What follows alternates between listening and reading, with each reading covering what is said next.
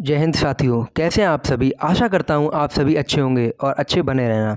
तो साथियों, आज की इस वीडियो में हम 2022 के सभी चर्चित हस्तियों के निधन के बारे में बात करने जा रहे हैं। तो साथियों, वीडियो को अंत तक देखिए और अभी तक आपने हमारा चैनल सब्सक्राइब नहीं किया है तो चैनल को सब्सक्राइब करके बेल आइकन दबा दीजिए, जिससे हमारी वीडियो की नोटिफिकेशंस सबसे पहले आप तक पहुँच सकें। आपका पहला सवाल है, पुलित्ज़र पुरस्कार विजेता कवि रिचर्ड हावर्ड का हाल ही में निधन हो गया है। यह किस देश से संबंधित हैं? आपका आंसर होगा option D, America. Richard Howard एक अमेरिकी साहित्यकार हैं और इन्हें इनके अनटाइटल्ड सब्जेक्ट्स के लिए पुलित्ज़र पुरस्कार मिला था सन 1970 में। ये आपने याद रखना है फ्रेंड्स। और इनका हाल ही में अप्रैल माह में निधन हो गया है, ये भी आपने याद रखना है। आपका अगला सवाल है, विश्व की सबसे उम्रदराज महिला केन तनाका का 119 वर्ष की आयु में निधन हो गया। यह किस देश की नागरिक थीं? तो आपका सही जवाब हो जाएगा ऑप्शन सी, जापान।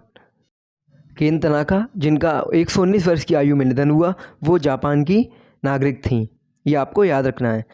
तनाका का जन्म 2 जनवरी 1903 को जापान में हुआ था और इनके नाम 2019 में Guinness book of world record में भी दर्ज है। ये आपको याद रखना है। ये क्वेश्चन इम्पॉर्टेंट है और एग्ज़ाम्स में भी पूछा जा सकता है। आपका अगला सवाल है, संगीतकार प्रफुल्ल कर, जिनका हाल ही में निधन हो गया है, किस भाषा के संगीतकार थे? तो संगीतकार प्रफुल्ल कर, जिनका हाल ही में निधन हो गया है, वो उड़िया भाषा के संगीतकार थे। तो इसका ऑप्शन बी सही हो जाएगा, उड़िया भाषा के संगीतकार थे। ये आपको याद रखना है। और इनका निधन हाल ही में अप्रैल माह में हुआ है। ये एक लोकप्रिय उड़िया गायक और संगीत निर्देशक थे। प्रफुल्ल कर एक प्रख्यात संगीतकार, गायक, गीतकार, लेखक और स्तंभकार भी थे। उन्हें 2015 में प्रतिष्ठित पुरस्कार पद्मश्री भी मिला है। ये भी आपने याद रखना है साथियों। ये एक इम्पॉर्टेंट क्वेश्चन हो सकता है जो आपके परीक्षा में पूछा जा सकता है। आपका अगला सवाल है, पद्मश्री से सम्मानित लेखक रजत कुमार, जिनका हाल ही में निधन हुआ है, किस भाषा के साहित्यकार थे? तो लेखक रजत कुमार, जो कि उड़िया भाषा के साहित्यकार थे, जिनका निधन हाल ही में मई 2022 में हो गया। रजत कुमार को साहित्य और शिक्षा के लिए वर्ष 2021 में पद्मश्री प्राप्त हुआ। ये आपने याद रखना है फ्रेंड्स। ये क्वेश्चन इंपॉर्टेंट हो सकता है आपके एग्ज़ाम्स के लिए। आपका अगला सवाल है, मई 2022 में एंड्रयू साइमंड्स का निधन हो गया। यह किस देश के खिलाड़ी थे? एंड्रयू साइमंड्स एक ऑस्ट्रेलियाई क्रिकेटर थे। तो इसका ऑप्शन ए सही हो जाएगा, ऑस्ट्रेलिया। एंड्रयू साइमंड्स एक चर्चित ऑस्ट्रेलियाई खिलाड़ी थे, जो कि 2 बार वर्ल्ड कप विनिंग टीम 2003 और 2007 का हिस्सा भी रहे। रिक्की पॉन्टिंग की कप्तानी में इन्होंने लगातार ऑस्ट्रेलिया को 2 बार वर्ल्ड कप जिताया और इन्होंने 2003 में भारत के खिलाफ फाइनल मुकाबले में शानदार पारी खेलकर भारत को फाइनल में शिकस्त दी। तो ये आपको याद रखना है। आपका अगला सवाल है, यूरी एवरबख, जिनका हाल ही में निधन हो गया है, किस खेल के सबसे उम्रदराज खिलाड़ी थे? यूरी एवरबख, जो कि एक शतरंज खेल के सबसे उम्रदराज खिलाड़ी थे। यूरी एवरबख का मॉस्को में 100 वर्ष की आयु में निधन हो गया। इन्होंने सन 1949 में मॉस्को चैम्पियनशिप जीती और सन 1952 में इन्हें ग्रैंड मास्टर की उपाधि से नवाजा गया। ये आपने याद रखना है। ये एक इम्पॉर्टेंट क्वेश्चन हो सकता है आपके एग्ज़ाम्स के लिए। तो दोस्तों, आप पेन और नोटबुक अपने साथ रखिए और जो भी मैं क्वेश्चंस आपको करा रहा हूँ वो सब आप नोट डाउन करते जाइए। और अभी तक आपने हमारा चैनल सब्सक्राइब नहीं किया है तो चैनल को सब्सक्राइब कर लीजिए और बेल आइकन दबा दीजिए। आपका अगला सवाल है, शेख खलीफा बिन जायद अल नहयान किस देश के राष्ट्रपति थे, जिनका हाल ही में निधन हो गया है? तो आपका आंसर हो जाएगा ऑप्शन बी, संयुक्त अरब अमीरात। शेख खलीफा बिन जायद अल नहयान संयुक्त अरब अमीरात के राष्ट्रपति थे। संयुक्त अरब अमीरात के राष्ट्रपति शेख खलीफा का निधन 73 साल की उम्र में मई 2022 को हुआ। नवंबर 2004 से शेख खलीफा यूएई के राष्ट्रपति और अबू धाबी के शासक थे। ये भी आपने याद रखना है। शेख खलीफा के बाद संयुक्त अरब अमीरात के नए राष्ट्रपति शेख मोहम्मद बिन जायद को चुना गया। ये भी आपने याद रखना है साथियों।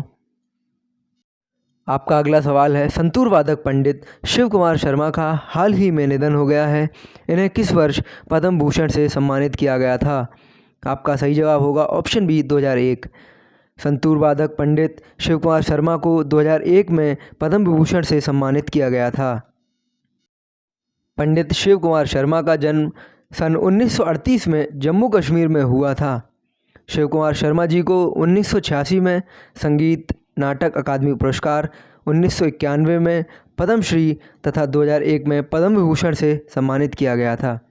मई 2022 में 84 वर्ष की उम्र में इनका निधन हो गया। ये भी आपने याद रखना साथियों। रोज़ाना ऐसे ही वीडियो पाने के लिए आप हमारे चैनल को सब्सक्राइब करके बेल आइकन दबा दीजिए, जिससे हमारी वीडियो की सबसे पहले नोटिफिकेशंस आप तक पहुंच सके। आपका अगला सवाल है, प्रसिद्ध गायिका लता मंगेशकर का हाल ही में निधन हुआ है। इन्हें किस वर्ष भारत रत्न से सम्मानित किया गया था? आपका सही जवाब होगा ऑप्शन बी 2001 में। लता मंगेशकर को भारत का सर्वोच्च नागरिक सम्मान भारत रत्न 2001 में प्राप्त हुआ था। इसके बाद साथियों, लता मंगेशकर जी के बारे में कुछ महत्वपूर्ण तथ्यों को जान लेते हैं। लता मंगेशकर जी का जन्म मध्य प्रदेश के इंदौर में 28 सितंबर 1929 को हुआ था। इनका निधन 6 फरवरी 2022 को 92 वर्ष की आयु में मुंबई में हुआ। साथियों, इन्हें हम स्वर कोकिला के नाम से भी जानते हैं। 1969 में इन्हें पद्म भूषण मिला। 1974 को दुनिया में सबसे अधिक गीत गाने का Guinness book of world record इनके नाम में है। 1989 में दादा साहब फाल्के पुरस्कार इन्हें मिला। 1999 में पद्म विभूषण मिला और 2001 में भारत का सर्वोच्च नागरिक सम्मान भारत रत्न से भी सम्मानित हैं। ये एक महत्वपूर्ण प्रश्न है जो कि आपके एग्ज़ाम में पूछा जा सकता है, इसलिए आपको ये ध्यान रखना है।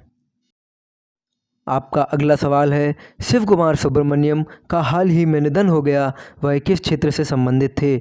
आपका सही जवाब होगा अभिनेता। शिव कुमार सुब्रमण्यम एक भारतीय अभिनेता थे जिनका हाल ही में निधन हो गया।